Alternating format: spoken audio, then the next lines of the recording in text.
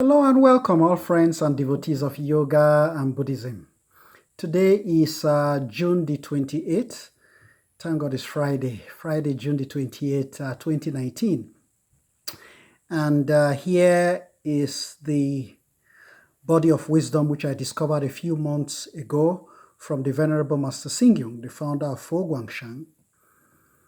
Fo Guangshang is about the largest Chinese Buddhist foundation in the world. Responsible for bringing Buddhism to Africa and building quite a few universities worldwide. Listen to this. We all need to get along with people in our daily life and find ways of working with them. Each person has his or her own way of getting along with others, which becomes part of his or her philosophy of life. The following are suggestions for a philosophy of life. 1. Not speaking about the faults of others is generous. The worst thing in the world is gossip. While there is no absolute right or wrong in any given matter, the gossip and debate that can ensue from a situation are quite often devastating. Many people are troubled by gossip and can find no peace. They are hurt by gossip and may even lose what they have achieved. Therefore, we become generous when we do not speak about the right and wrong of others. If we encounter others' gossip, it is important that we do not listen to it. Do not spread it and do not come to fear it. When people fail to appreciate the subtleties of human relationships and are unclear about right and wrong, they will become deluded and emotional. Therefore, we should share directly with people any criticism we may have and not talk about them behind their backs. This way, we will be able to avoid creating any gossip. 2. Not being defensive even when we are right is astute. In getting along with others, it is inevitable that we will be wronged or misunderstood sometimes. Some people will immediately explain and defend their stance in every possible way in order to protect themselves. The truth is that people who are truly wise do not necessarily defend themselves even when they are right.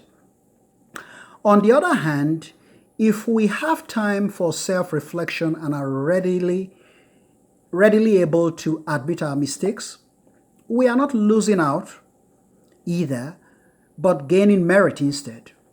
Therefore, we do not have to be so attached to our personal gains and losses, nor is there any need to take to heart every word others say. Slander cannot defeat someone with resolve, that is determination, and ambition, unless that person is lacking in other ways and incapable. The most astute response to slander is not to defend or explain ourselves. 3.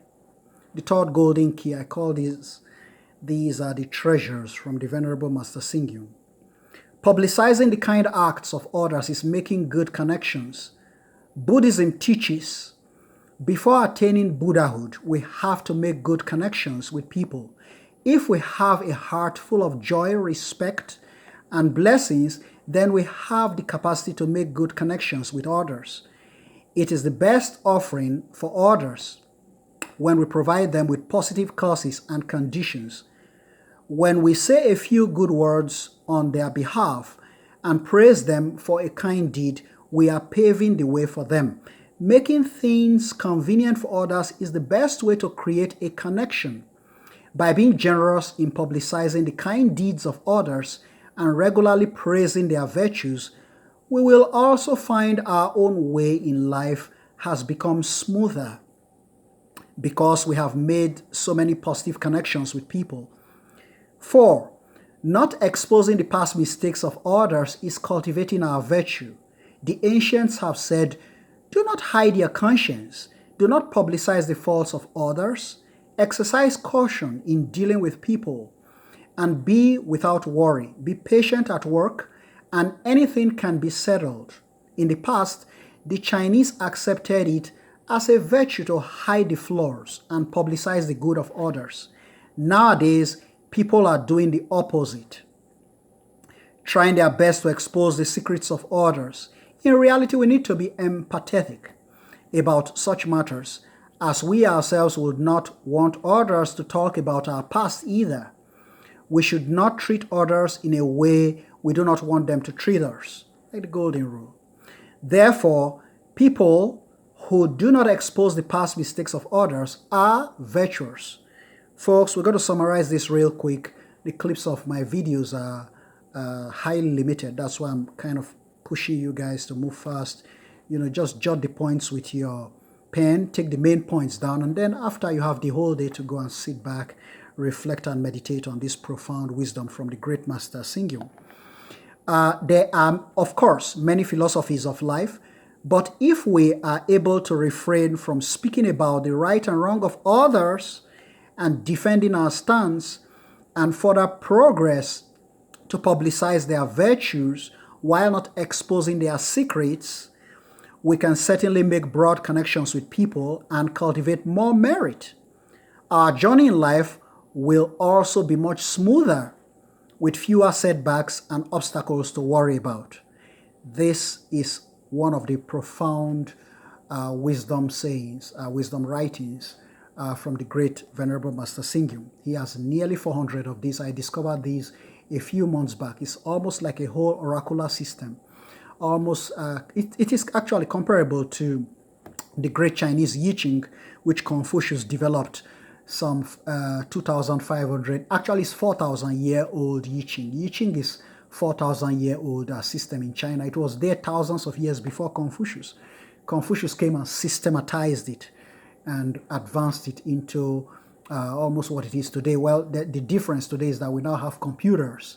Computers has taken the I Ching to a giant step forward. I mean, I have so many of the I Ching apps on my phone, and all I have to on my smartphone, and all I have to do is just touch it and it gives you answers. Touch it, it gives you guidance. Touch it, it gives you advice on almost any issues you want to get some guidance or advice on. So it's so advanced nowadays.